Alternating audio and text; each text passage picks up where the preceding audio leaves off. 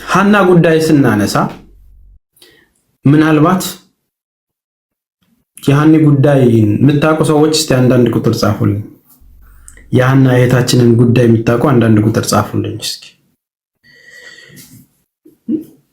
ስለ ሀና ጉዳይ የምታውቁ አንዳንድ ቁጥር ጻፉልኝ።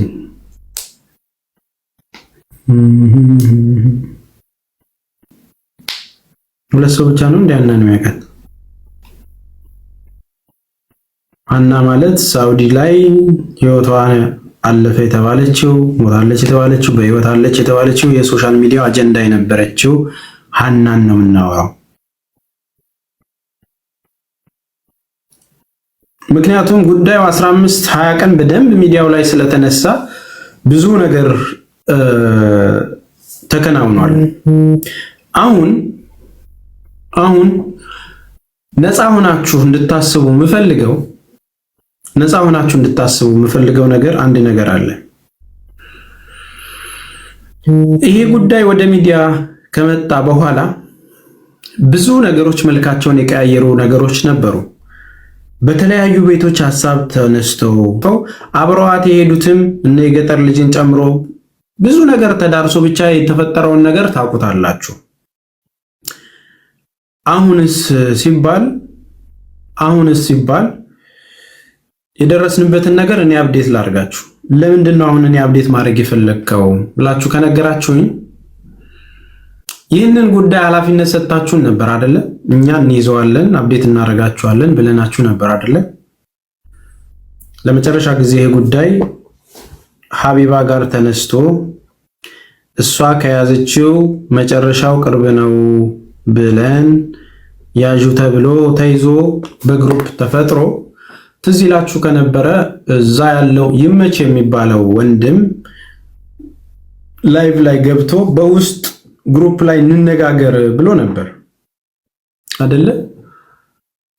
ከዛም በኋላ ግን በግሩፑ መሃል ላይም አልመጣም፣ የሰጠንም ሐሳብ የለም።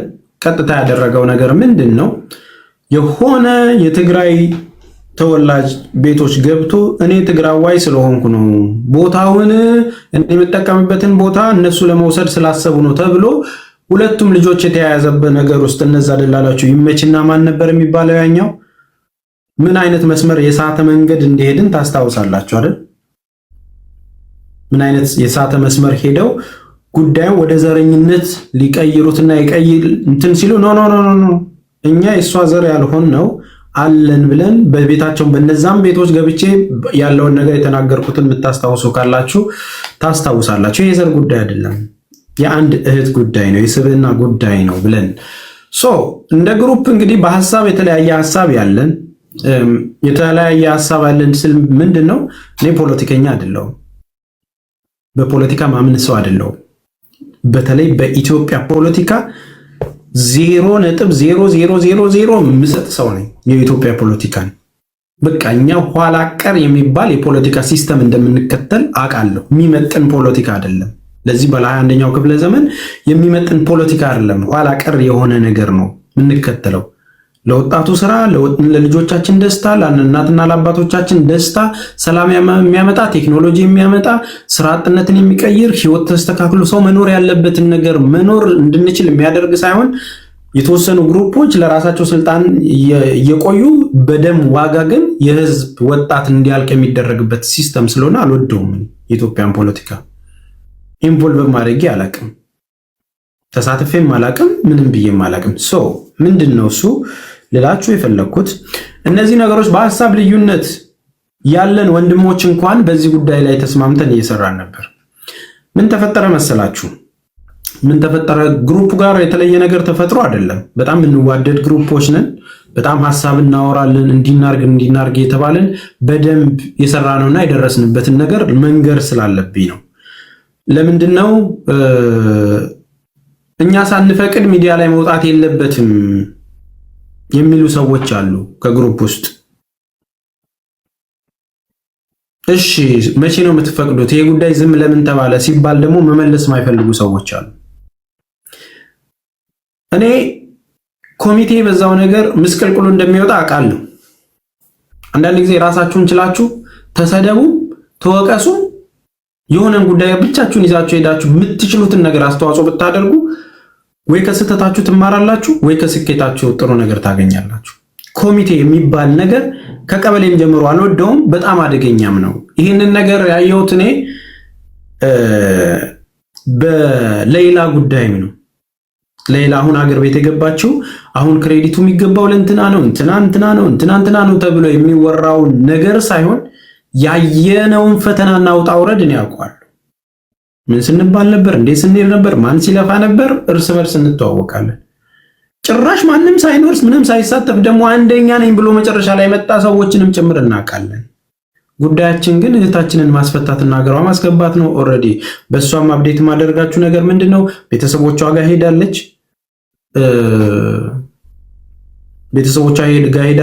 በዚች በአጭር ቀን ውስጥ አካውንት ተከፍቶላት በቤተሰቦቿ ስም የተሰበሰበው ብር አካውንት ላይ ያለው በስሟ የተሰበሰበው እንዳለ ትራንስፈር አድርገንላት በይፋ ለህዝቡ አሳይተን ጉዳያችንን እንጨርሳለን። ፋይላችንን በ4 ነጥብ እንዘጋለን። በዚች በ5 ቀን በ6 ቀን ውስጥ ማለት ነው። እያንዳንዱን ነገር እየተሰራ ነው። ቡታጅራ ሄዳለች ቤተሰቦቿ ጋር። ሚዲያ ላይ መቅረብ እንዳሌለበት ተናግረን ሚዲያ ላይ ግን ቀርባለች። አንዳንድ ቦታዎች ላይ ቀርባ ማይሆን ነገር ተደርጓል። ለዛም እኛ በውስጥ ተነጋግረን ተስተካክሏል። ማንም ሰው እንዳይቀርባ በሚለው ልክም አይደለም። ያለችበት የጤና ሁኔታ አሁንም ብዙ ትሮማ ውስጥ ስለነበረች እገዛ ያስፈልጋታል። የጤናዋ ችግር ኖርማል አይደለም። ውስጤ የሆነ ነገር አለ ብላ ነው የምታመነው። አውጡልኝ ነው የምትለው። የምትናገራቸው ንግግሮች ራሱ በቃ ልክ ስላልሆኑ በትክክል ሳይካትሪስትና መታከም በደንብ ትሪት መደረግ አለባት እና ትሪት ተደርጋ ቆንጆ ሆና ከተሻለትና ኖርማል ከተስተካከለች በኋላ በትልቅ ሚዲያ ለማምጣት ቀላል ነገር ነው። ትልልቅ ሚዲያዎችን እናውቃለን። መቅረብ የምትችልበትን አክሰስ ለማመስገንም የዛን ጊዜ ይሻላት በሚለው ወስነን ያንን ነገር እያደረግን ነው። ስለዚህ አሁን ምንድነው እሱ እያወራን ያለ ነው የእሷን እንደዛ ከጨረስን በኋላ ኃላፊነታችንን እንጨርሳለን። የሃናን ጉዳይ ምን አደረገን? ተሰባሰብን። ወደ 12 የምንሆን ልጆች ተሰባሰብን። በውስጥ የሚገርም ስራ ሰራን። መጀመሪያ ያደረግነው ምንድነው? ጉዳዩን ሚዲያ ላይ መቅረብ ወይም ማውራት ሳይሆን በትክክል ስቴፕ አፕ መደረግ ያለበትን ነገር አደረግን። አንደኛ ፋይል እንዲጠናከር ተደረገ። ፋይል እንዲጠናከር ከተደረገ በኋላ የሃና አባት አዲስ አበባ እንዲመጡ አደረግን። አዲስ አበባ ሲመጡ ወጪ እንዳይበዛባቸው እኛው ብር እናዋጣና ከበር እናርግላቸው ብለን ተወያይተን 10 ሺህ ብር እንላክኛው ቲማችን ወደ ውጭ መውጣት የለበትም እኛው 10 ሺህ ብር አዋጣን እናድርግ ሲባል አንድ ሰው ነው አለና እግዚአብሔር የባረከው መንገደኛው የተባለ አንድ ወንድማችን ከአሜሪካ ሙሉ ወጫቸውን እኔ እችላለሁ ብሎ 70 ሺህ ብር ላከላቸው። ተስፍሽ ቅልቦችም ችግር የለውም የቤርጎን ያለው ነገር አስተካክዬ እንትን እላለሁ ብሎ ተቀበላቸው። ክስ ተመሰረተ። ችግር የተፈጠረው ነገር ምንድን ነበረ? አባትየው ቶሎ ተመልሰው መሄድ ይፈልጉ ነበር። እዛ ፕሮሰሱን ለመጨረስ ጊዜ ያስፈልግ ነበር። ቶሎ ተመልሰው ሊሄድ ወደዛ ይሉን ነበር፣ ወደ ትውልድ ቦታቸው ማለት ነው። ኖ መሄድ የለቦትም እያልን ለሳምንት እንዲቆዩ አድርጎ በትክክል ክስ እንዲመሰረት ተደረገ። የተጠየቅነው ነገር ምንድነው? ዶክመንትና ማስረጃዎችን አምጦ ፋይል ለማያያዝ ህግ ጋር ስትሄዱ እያንዳንዱ ማነው ቃል የሚሰጠው? እሳቸው ክስ መሰረቱ። ቃሎችና ያሉ ዶክመንቶችን የተባሉ ድምጾችን እያንዳንዱ ላይቭ ስትሪም ላይ ሲተላለፍ እሱም ልጁም ሲነጋገሩ የነበረው ዶክመንት ተሰጠ። ከዚህ በኋላ የኛ ስራ ነው ተባለ። ከዛን አባትየውም ሄዱ ወደ መጡበት። አሁን እዛ ግሩፕ ያለነው ግሩፕ ላይ አክቲቪቲው የሆነ ሰው መምራት ካልቻለና በባህሪው እንደዚህ አይነት ነገሮች ጉዳይ ሚዲያ ላይ ሲመጡ ከግሩፑ አክቲቭሊ የሚንቀሳቀስ 3-4 ሰው መሆን አለበት። ሁሉም እኩል ስለማይሮጥ ማለት ነው። ሁሉም እኩል አይሮጥም እና 3-4 ሰው ብቻ ፈጥኖ ይህንን ጉዳይ እዚህ ደርሰናል የሚል ግሩፕ ላይ ድምጽ የሚያስቀምጥ ዛሬ እንዲሰራን እንደዚህ የሚል አክቲቭ የሆነ ሰው ያስፈልጋል። እንደዚህ አይነት ስራዎች ሲሰሩ ማለት ነው። አሁን ምንድነው የሆነው? ግሩፑ ላይ ያለው ነገር እዚህ ደርሰናል፣ ከዚህ በኋላ ያለው ነገር ሲባል እነሱ መጠበቅ አለብን ብለን ስንጠብቅ ደግሞ ሌላ ጋፕ የሚፈጥር ነገር አለ። አንደኛ ህዝቡ ማወቅ አለበት እየሰራን ያለነውን። ሁለተኛ እነዚህ ነገሮች የተሻለ ለማድረግ ህጉ የሚሰራውን ነገር ይስራ። ሶሻል ሚዲያ ላይ ያለው ነገር ግን መቀዛቀዝ የለበትም በሚል እኔ አምናለሁ። የራሴን ሐሳብ ነው የምነግራችሁ። የኔ ሐሳብ ሶሻል ሚዲያው ላይ 3 ቀን ተወርቶ የሚተው ከሆነ እቺ ልጅ ትረሳለች። እያንዳንዱን ጉዳይ በማስጨነቅ ውስጥ ግን የመንግስትም አካል በሉት ይህንን ጉዳይ የሚያዘው በሉት እዛም ይህንን ስራ የሚሰራው ሰው ለመያዝም ለመተባበርም ጉዳዩ አክቲቭ ሆኖ መቆየት አለብን። ብረት በጋለበት ነው እያንዳንዱ ነገር ተደርጎ በብዙ መንገድ መስመር መያዝ ካለበት የዚች ልጅን ዱካ ማግኘትም አይቻልም የሚል ሐሳብ ነው እኔ ማመነጨው። የሆኑን ሐሳቦች ተነጋግረን ሳንወስን ግን ወጥቶ ማንም ማውራት አይችልም በሚል ስለተስማማን ያንን ነገር ዝም ብለን ቆየን ማለት ነው። አሁን ላይ ምንም ተፈጥሮ አይደለም። እኔ ከህሊናዬ ጋር ማደር ፈለኩኝ። ከህሊናዬ ጋር ማደር የፈለኩት ወንድሞቼ እህቶቼ እዛ የሚሰሩት ነገር የሚገርም ስራ እንደሆነ አውቃለሁ። ጭጭ እንዲል ግን አልፈልግም ጉዳዩን።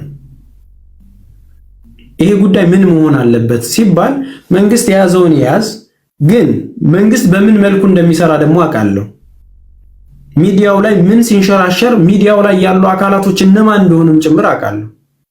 አንድ ቀን ዲሌይ በሆንን ቁጥር እዛ ጋር መታየትና መያዝ ያለበት ለህግም መቅረብ ያለበት ከሆነ ለህግ መያዝም ያለበት ተባብረን ማናዚዝም ከሆነ ያ ሰው እድል እንዲኖርና ያንን ነገር እንዲደጋግመው እድል መስጠት ነው። ጸጥ ስንል ደግሞ ጉዳዩ ለመረሳት ብዙ መንገድ ነው የሚያስጉዘው። ተግባባን አይደል? ብዙ ነገር ነው። በቃ ጸጥ ከተባለ ተረሳ ነው በቃ። ይህንን ነገር ስናስብ አንደኛ እንደነገርኳችሁ ሶሻል ሚዲያ ላይ ብዙ ካምፔን መስራት ያልነበረብን ጊዜ በአንድም በሌላ መንገድ ተሸውደን አልፏል። ይህ ጉዳይ አልጀዚራ ላይ፣ ቢቢሲ ላይ፣ የተለያዩ ዩቲዩቦች ላይ ካምፔን እያደረግን በፎቶ በቃ ጀስት ፍትህ ለሃኒ እያልን ብናጥለቀልቀው ኖሮ ዓለም መነጋገሪያ አድርጎት አትሊስት ጉዳዩ ሲሪየስ ይሆን ነበር። አረብ ሀገር ያሉትም የሚሰሙ ነበር። ሳውዲም ያለውም የመንም ያለውም ኤቭሪዋን ቢጥለቀለቅ ኖሮ ፓወርፉል ይሆን ነበር። እነዚህ ግለሰቦች ምን አይነት አደገኛ እንደሆኑ ተነግሮ አትሊስት ፍትህ ማምጣት የሚቻልበት ነገር ሰው ነክቶ ይሰራል። ዛሬ ገና አንድ ስም ያጠፋ ሰው ሲመጣ ነው አይደል አፉ ታፍኖ የሚሄደው። ስለዚህ ይህንን ጉዳይ በትክክል ደጋግመን ካላቃጨልና ካልሰራ ነው መፍትሄ ለማግኘት ይከብዳል። አንደኛ ብዙ ጉዳይ ነው ያለው። ሁለተኛ የሷን ኬዝ የከፈቱት አባታችን ሀገር ቤት ሆነው ኖርማል ስራቸውን ኑሯቸውን የሚኖሩ አባት ናቸው። አዲስ አበባ መጥተው ጉዳይ ምን ደረሰ እያሉ ቢመላለሱ እንኳን አንዳንድ ጊዜ ሚዲያ ላይ ያለው ተጽዕኖ በራሱ ቀጥ ብለው ስራውን እንዲሰሩ እንዲያፋጥኑ የሚያደርግባቸው ነገር እኔ ከ190% እንደሆነ ነግራቸዋለሁ። ሚዲያ ላይ ትኩረት የተሰጠው ጉዳይ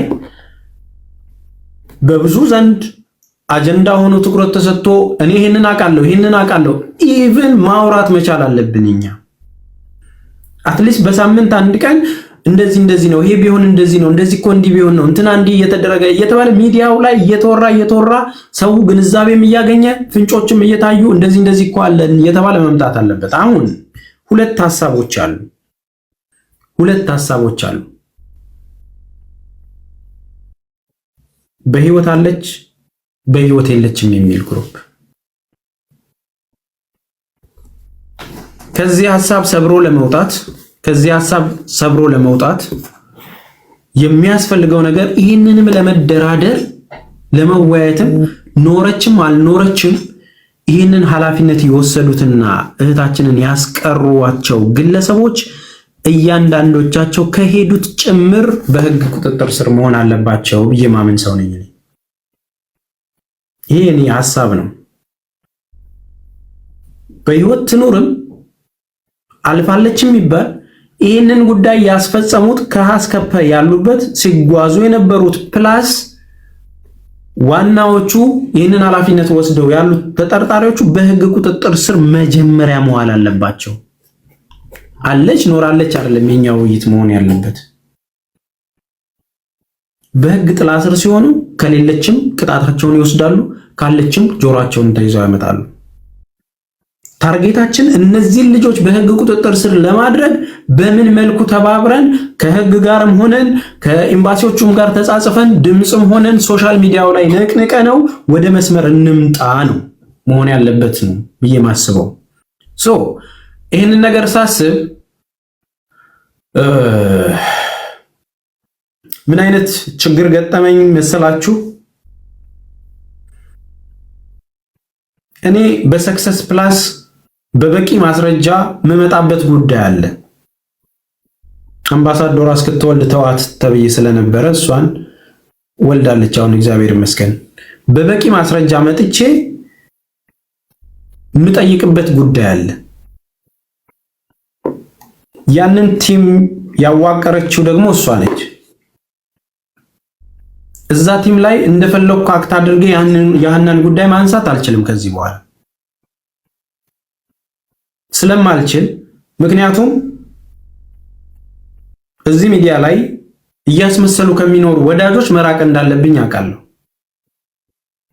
በህይወቴ የማታስፈልገኝ ሴት እንደሆነች ጠንቅቄ አውቃለሁ። ሪጀክት ማድረግ ያለብኝ አደገኛ ሴት እንደሆነች አውቃለሁ ጠንቅቄ። የሚጀመርኩትን ነገር ደግሞ ማንም ስለሆነ አይደለም እውነት ስለሆነ ከጫፍ መድረስ ስላለብኝ ያንን ነገር መድረስ ስላለብኝ በበቂ ሁኔታ አመጣለሁ። ስለዚህ ከምሰራው ስራ ጋር አንድ ላይ መሄድልኝ አልሆነም። የሃኒን ጉዳይ ደግሞ መተው አልፈልግም። ግሩፑ ላይ መጨረሻ መልእክት አስቀምጬላችኋለሁ። ይህንን ነገር መቀጠል አለብን። ተጋግዘን የምንሰራ ከሆነ ሚዲያው ላይ እየመጣን እናውራ፣ እንነጋገር። ምክንያቱም የሆነ ጉዳይ እግዚአብሔር ይስጠው ተስፍሽ ቅልቦች አባትየውን ተቀብለው ክስ ተመስርቶ እዛ ዶክመንት ተሰባስቦ ገብቷል። ያ ነገር አልቋል። እዚህ ሶሻል ሚዲያው ላይ ያለውስ ሌሎች ጋር የምንጻጻፋቸውስ ነገሮች የመን ላይ ሳውዲ ድንበሩ ላይ ያለውን ነገር በኤምባሲ ተይዞ ጉዳዩ ትኩረት የሚያገኝበትስ በውጭ ጉዳይ ደብዳቤ ተጽፎ የሚሸኝበትስ እኛ ተባብረን እዛ ጋር ዜናዎች ላይ የተለያዩ ነገሮች ላይ እያነሳን የምንሄድበት ጉዳይስ? ምክንያቱም አንድ ሰው ጉዳይ ብሎ ያንን እዛ በረሃ ላይ ሊሄድ አይችልም። ፓወር ግን ካለን እያንዳንዳችን ግን መተባበር ካለን ስቲል እስከዛሬ ፕሮፋይሏን ያልቀየራችሁ ብዙ እህት ወንድሞች አላችሁ። ያና ጉዳይ ምንል የልባችን ህመም የሆነብን ብዙ ሰዎች አላችሁ አይደል? እየተነጋገርን መቀጠል አለብን በሚለው ስላመንኩ ከግሩፑ ጋር አውርቼ ከዚህም በኋላ እኔ በራሴ መሄድ ፈልጋለሁ። ሶሪ እዚህ ግሩፕ ውስጥ መቆየት አልፈልግም። ራሴ ኃላፊነቱን ወስጄ ከፋም ለማም የሆነ ነገር ቢባልም መልኩ ቢቀየርም እኔ ራሴን ችዬ መቋቋም የምችል ሰው ስለሆንኩ ለራሴ ሪስፖንሲቢሊቲ ልውሰድ። እነንትና ተሰብስበው ነበር በሚለው ሳይሆን የምርም ፕራክቲስ እያደረግን እኛ መሄድ ባለብን ልክ መሄድ አለብን። ይህንን ጉዳይ የመያዝም ጠበቃ የማቆምም ጉዳዩ በሲሪየስ ተይዞ ሚዲያ ላይ የመጮህም ጉዳይ ካለብን ተወያይተን ፎርዋርድ መሄድ አለብን። እንደምታውቁት በእሷ ምክንያት ነው አቡፋኖ ከዱባይ የተባረረው። ገባችሁ አይደል? በእሷ ምክንያት ብዙ ሰዎች ዋጋ ከፍለዋል። ዝም ሲባል ግን ዝም ነው የሚሆነው። ይሄ እንዲሆን አልፈልግም። የሆነ ሰው ከመሃል ወጥቶ አረ ይሄ ጉዳይ ካላለ በስተቀር ድምፅ እንኳን አይቀመጥም።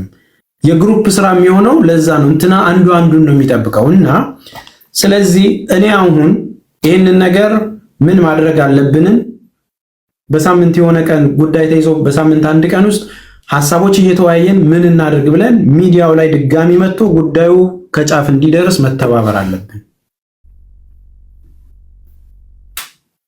ተግባባናል? መተባበር አለብን። እንዴት ነው የምንተባበረው? እንዴት እናድርግ? ሁሉም ሰው ይመጣና እየተነጋገረን እኔ ነገራቸዋለሁ፣ ለነ ጆከርም ነገራቸዋለሁ፣ ለነ አቡፋኖም ነገራቸዋለሁ። ኦልሬዲ ሐሙስ ስለሷ ጉዳይ አወራለሁ ስላልኩ ነው ዛሬም እያወራው ያለሁት። ስለዚህ ይህንን ጉዳይ ይዘነው በሳምንት የሆነ ሰዓት ተይዞ ኮንስታንትሊ የምንወያይበት ህዝብ ጋር ነው የምንወያየው። ህግ የያዘውን ይዟል። ህዝብ ደግሞ ምን ማድረግ አለበት፣ እንዲህ ቢደረግስ፣ እንደዚህ ቢሆንስ ተብሎ ጉዳዮቹን ካምፔን መጀመር አለበት። ምክንያቱም የልጅ እናት ነች። ልጇን ጥላ ነው ህይወቷ ያለፈው። ወንጀልም ከሆነ እያንዳንዱ ነገርም ከሆነ ስቴፕ አውት ተደርገው ይህንን ያደረጉ ሰዎች በህግ ጥላ ስር መያዝ አለባቸው። የብዙ እህቶቻችን ደብዛም በዚሁ ጠፍቶ እንዳይቀር ማስተማርም ስላለብን ይህንንም ከጫፍ ማድረስ አለብን ብዬ ነው ማስበው። ስለዚህ ከዚህ በኋላ ባለው ነገሮች ውስጥ ቀኒዝና እነግራችኋለሁ። እነዛን ይህንን ሐሳብ ይዘን አትሊስት 1 ሰዓት 2 ሰዓት እየተወያየን የበስራ እየተሰጣጣን እናንተ የምታደርጉትን ካምፔን የምናደርገውም ነገር ካለ እነዛን ነገሮች እያነሳን ትኩረት እንዲሰጣት ማድረግ መቻል አለብን። እሺ፣ ስለዚህ እነዚህን ሐሳቦች እንዴት ታዩዋቸዋላችሁ? ፍቄ በሰማሁ ነገር ሐሳብ መስጠት ትፈልጋለህ? አንዳንድ ቁጥር ጻፉልኝ። እሱ ይዝለለኝ ይሄ ምክንያቱም ማንቦራጨቅ ስለሚሆን እኔ ያው እናንተ ረጅም የሰራችሁበት የደከማችሁበት ጉዳይ ነውና አሁን እንዲህ ነው ማለት በዚህ ላይ ገብቶ ትንሽ አጉል እንትን ነው የሚሆነውና ይቅርብኝ። እኔ እሺ ወንድማለ ጥሩ እሺ።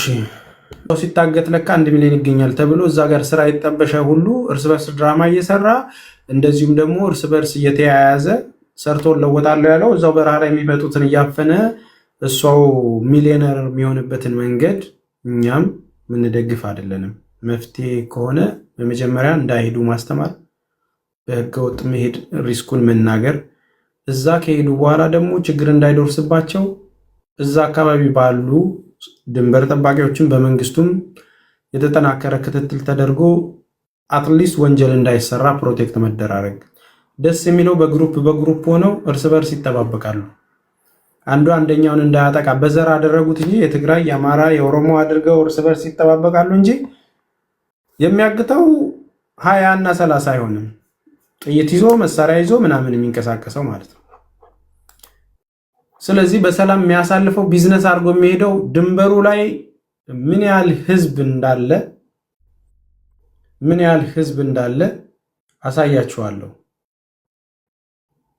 ምን ያህል ህዝብ እንዳለ አሳያችኋለሁ ድንበሩ ላይ። እውነት የሁሉ ህዝብ እዛ ነው ወይ ያለው እስክትሉ ድረስ ማለት ነው። ምን እንደሚከናወን አሳያችኋለሁ። አሁን በቪዲዮ አሳያችኋለሁ። ድንበር ላይ ምንድነው እየተካሄደ ያለው? የመን ድንበር ላይ ስንት ሰው ነው የሞተው? በዚህ አጋጣሚ ሰላም የምትባል እህታችንን ታውቋታላችሁ አይደል? ወንድሟ የሞተባትን ልጅ ሰላም የምትባለውን እህታችንን የምታውቋታላችሁ? ወንድሟ የሞተባት ልጅ ብር ተሰባስቦላት 2 ወር ሆኖታል ወደ ሀገር ለመግባት ወረፋ እየጠበቀ ብሩ ሞልቶላት የወንድሟ አስክሬን እንዲገባ ወረፋ እያስቀደምነው ነው ብለውም እየታገሉ አስቀድመውትም 2 ወር ነው። ብሩ ከሞላላት ፕሮሰስ ከተጀመረ ፕሮሰሱ ከኢትዮጵያ አልቆ ምናምኑ የሚፈለገው ዶክመንት መጥቶ ከተቀመጠ 1 ወር ከምናምን ቀን ሆኖታል። ኦልሞስት ወደ 2 ወር አስክሬኑ አሁን ፍሪጅ ውስጥ ነው። ነጋ ጠባ ይህንን ስራ የሚሰራው አንድ ሰው ነው። እሱም የሆነ ትዕዛዝ መጥቶ የሆነ ነገር ሲቀያየሙ አይሆንም። በቃ እዛ የመን ላይ በተለይ አደገኛ ነው እየሆነ ያለው ነገር። እርስ በርስ የሚኮራረፉ ከሆነ ኃላፊዎቹ ደንታቸው አይደለም። 3 ወር ሆኖታል ማለት ነው። 3ኛ ወሩ ከሞተ እንግዲህ በአንድ ወር ሙሉ ሰበሰብንለት። 2 ወር ካለቀ በኋላ ይሄው 3 ወር አስክሬኑ ቁጭ ብለዋል። ብርም ከፍላችሁ ወረፋ የሚጠብቁ ብዙ ኢትዮጵያውያኖች አሉ። ወረፋ የሚጠብቁ ብዙ ኢትዮጵያውያኖች ህይወታቸው አልፎ የመን ላይ የሚጠብቁ ብዙ እንትኖች አሉ።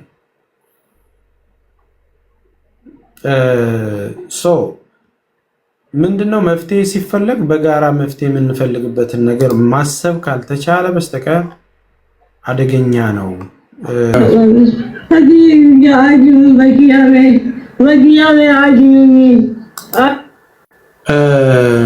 ድምጿን ስሙት እሺ፣ ዝም ብላችሁ እቺ ልጅ ነች እንግዲህ አስቡት የምትሆነውን ነገር። ድምጿን ስሙት፣ ዋርኒንግ ስለሚሰጠኝ ድምጿን ስሙት።